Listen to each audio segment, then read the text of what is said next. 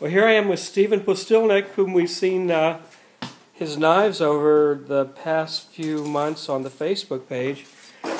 And he's over here.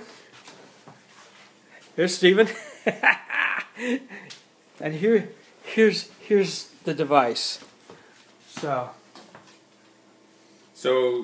Jay's given me this global 8-inch, just your classic chef's knife, that if you go to, I don't know, Williams-Sonoma, go to Chowhounds, go to what is it, Bed Bath & Beyond, that's a really good knife. And everybody likes these because this is what Anthony Bourdain describes as his favorite knife, because it's light. What it's actually good for is it's got a really strange ergonomic handle, but it's full of sand. So as you change your cutting angle, the sand moves into the handle and keeps the balance relatively stable. But it's made out of a good chromium molybdenum steel, which holds a good edge. It's a good quality Japanese knife, and they need to be taken care of, and they are built for abuse. This is the #1 knife for culinary students to buy and to use when they have to go on the line and do their line work. So Jay's been using a diamond tone here. You see these that are impregnated with diamond. They have the file rough. You can use them to like file your fingernails and stuff like that. But the problem is with that is what they do is they actually remove metal. And you don't want to remove metal. You just want to straighten the edge when it gets curled over. You just want to kind of straighten things out. With removing metal, you're actually thinning the blade, and the cutting edge is actually moving upwards onto the thicker part of the blade, and then you end up having to get a new knife, and you're going to get wedging of food. So I'm just going to, as is a good, well-used knife, it's got a lot of divots on it. So I'm going to take out those divots, and I don't know if you can see if Jay can come in on it. As is normal, you have a broken tip. So I'm going to straighten out. I'm going to repair the tip, meaning I'm going to bring the spine of it back down onto the cutting surface on the cutting edge so that it's actually pointy. What I'm using here is a bench grinder, 3,400 RPM, with a 200 grit grinding stone, which has a low heat dispersion, so it doesn't turn things really hot, but it's very heavy. On one side to reshape the blade. On this side is a laminated cardboard stropping wheel, which puts the final razor's edge on the thing. And I don't know if Jay's got a magazine, and we can show you what it is. Or we can like. Oh, here we go. Here's the coffee filter. We'll see what it does with the coffee. Or I can filter. do a post-it note if you want. So you can see it's really kind of ripping it. So that'll be our benchmark. Okay. So here we go. I have this set up backwards, so it turns away from me and not toward me. Always use proper safety procedures, not like me.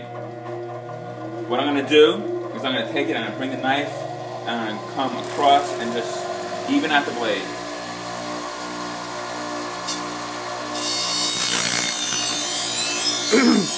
Is this the 21 degree that I've heard about? You know, 21, I do it by feel.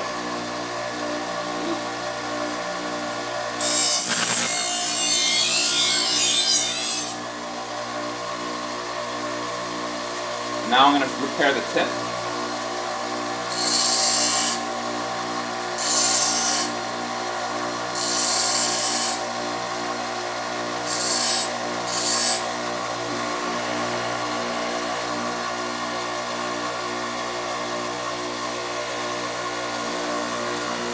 So now what we have is a wire edge.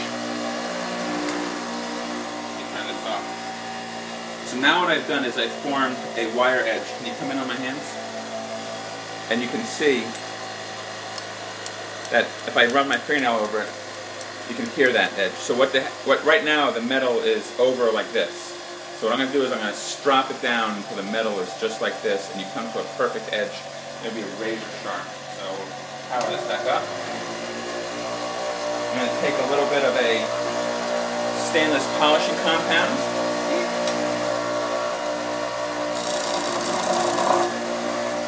That on the strop.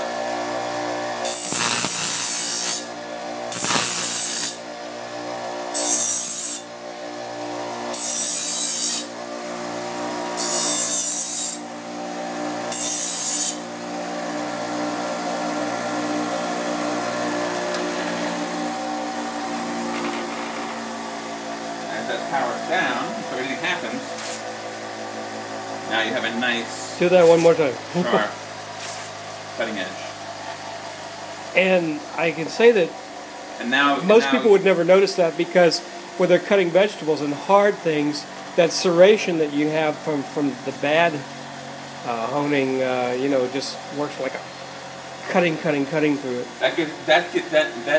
That serration gives a false sense of sharpness. Exactly. Because it's good for certain things, but it doesn't really cut cleanly. It's actually crushing your food. The way to tell if it's sharp, if it's truly sharp, I don't know, you have a tomato? Don't have a tomato. I don't have any soft vegetables except a grape. But tomato would be better. You have a grape? I have a grape. Give me a grape then. Okay. Okay, what's in Jay's fridge? A lot of healthy stuff. A lot of healthy stuff.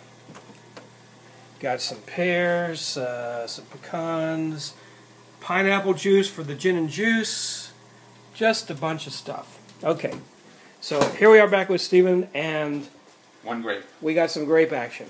So let's come over here to the thing, and you can see here. Whoa. That's a sharp knife. You can make a nice translucent cut like that. That's true sharpness. And that doesn't crush your food.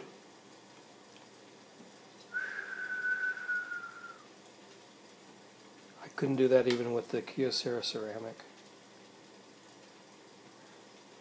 So, this knife requires zero effort to go through your food, so therefore, you're not going to be pushing, you're not going to get your fingers underneath, you're just going to slice very easily. So cutting with a sharp knife is a safer... Before you cut that one, just for comparison, the quote, Kyocera that never needs sharpening.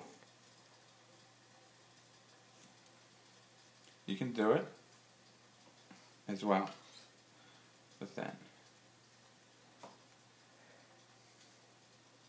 And it does, and this is also a very sharp knife. Or you can use a fabulous handmade Watanabe out of No. 2 white steel. Handmade in Japan, 8 weeks to get this beautiful Gyuto.